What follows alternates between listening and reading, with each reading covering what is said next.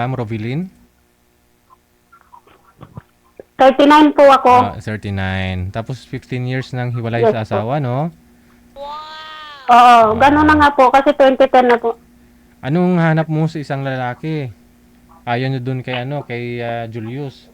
Ay, ayaw ko naman po doon, sir. Kasi, Basta po, ayaw ko naman po doon. Hindi ko kaya. ano pong hanap mo sa isang lalaki? Ako gusto ko mga 40 to 50 years old. Tapos, siyempre mabait. At saka, sir, pwede naman po yung kahit saan po pumunta, sir, pwede naman pong dalhin. Pwedeng bitbitin. Oh, yung maliit yung gusto mo, yung parang bag kalaki, ganun. Hindi naman po. Grabe naman po. Bitbitin. Pwedeng Hindi. bitin. Ibig kong sabihin, pwede namang i-display, sir. Alam mo kahit ano, pwede natin i-display eh.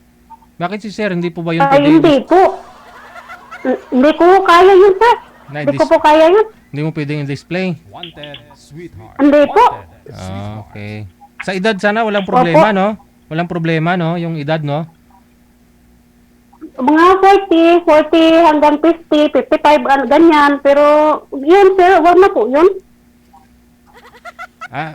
Okay lang kahit may asawa. Gano? I mean, hiwalay sa asawa, may anak.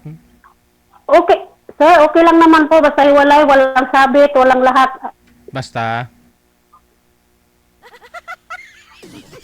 Basta, available siya, yun, ganun. basta pwede i-display. Yes. Yes, sir. Number 1 po yun, sir. Basta pwede naman po, sir, i-display. Wag naman po yung ganun. Hindi pwedeng i-display, sir. Nakakahiya naman po sa ex ko, sir. Tapos pinalitan ko lang yung pang di pa ma-display. Bakit to yung asawa, yung ex nyo po ba dati? Nadi-display mo? Yes, nade-display po, sir. Kahit saan po, pwedeng i-display. Siyempre, pag nakita ako, sasabihin, wow, sana all, ganun ang pinalit mo sa akin, di pwedeng isilid sa bag. Ay, Wala na yung signal mo. ganun po. Simple lang nung pumanap ko sa isang lalaki. Sige. Hanap pa ako kami, ma'am, ha? Yung pwede mo pang display. Ayaw ko yun, sir. Standby lang, ha? Yung pwede naman po kahit sa paano, sir. Sige. Sige po, sige, sir.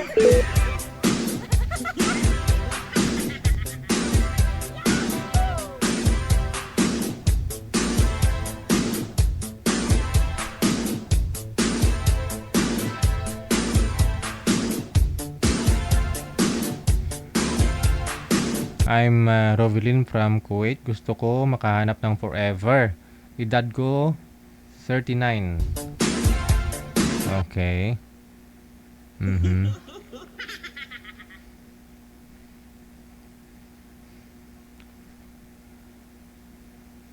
Sir DJ, salamat po. Hindi ko po yun kaya yun.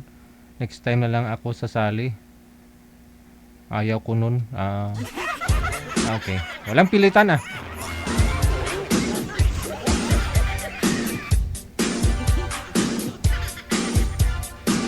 Baka ano masabi ng ex-husband niya, no? Pinalit sa kanya, ganun ba? Hindi pang display. Ngayon hindi talaga ako naniniwala dun sa mga kasabihan halos ng mga kababaihan.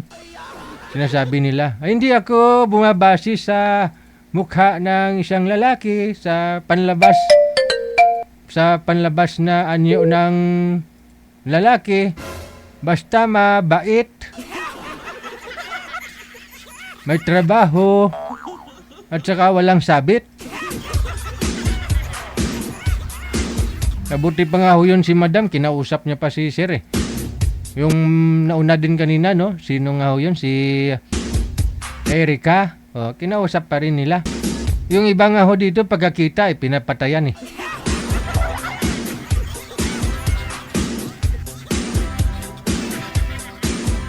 Marami ho yan dito, DJ. Basta mabait, responsable, kahit hindi gwapo. Ala, bigyan mo ng hindi gwapo. After nila mag-usap, nag-left sa group.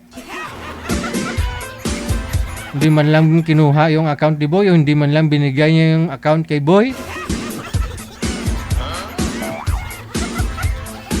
Kung mag-request kasi kayo, wala naman pong bayad.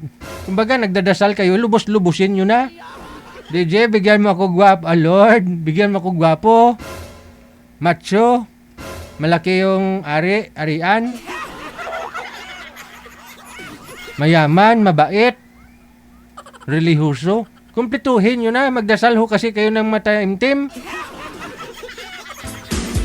Para ipagkaloob ho sa inyo. Pero siyempre dapat di ka manglait, no?